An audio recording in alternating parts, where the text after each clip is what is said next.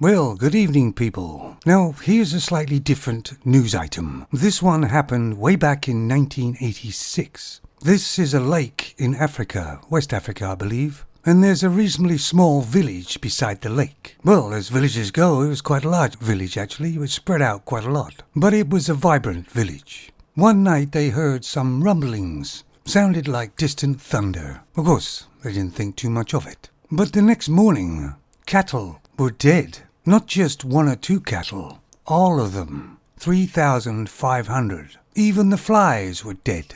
And some people who actually woke up found out that most of the village was all dead. The children were all dead. There was only a few people left alive. There was 1,746 people dead. Just dead where they were sleeping, dead where they were sitting. What could have caused this disaster? A scientist had a theory. The rumblings they heard the night before was actually an earthquake deep in the ground, and it released from the lake a cloud of carbon monoxide that floated over the village.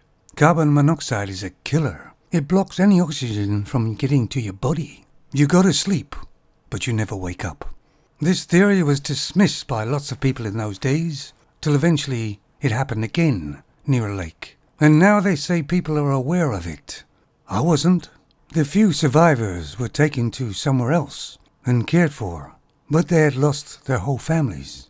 And it kind of makes me think of those stories we used to see in the papers one time, where these flock of birds used to just drop out of the sky, dead.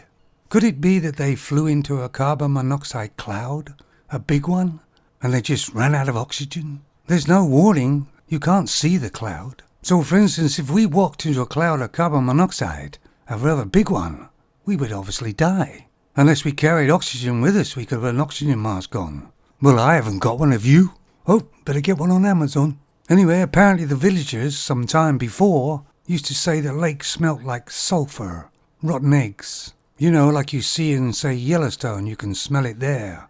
And the wardens say that they found bears just dropped down dead too, and they reckon it was carbon monoxide as well. I myself have a carbon monoxide sensor right next to my fire alarm. At least a fire you can smell, maybe even see, but carbon monoxide is invisible. And it will kill you just like a fire would. I'll put a link to the story down below, of course. I mean, not a great start to the weekend, but I've got some other news items that are a bit more uplifting than this one. So stay tuned. Don't touch that dial. Take it easy.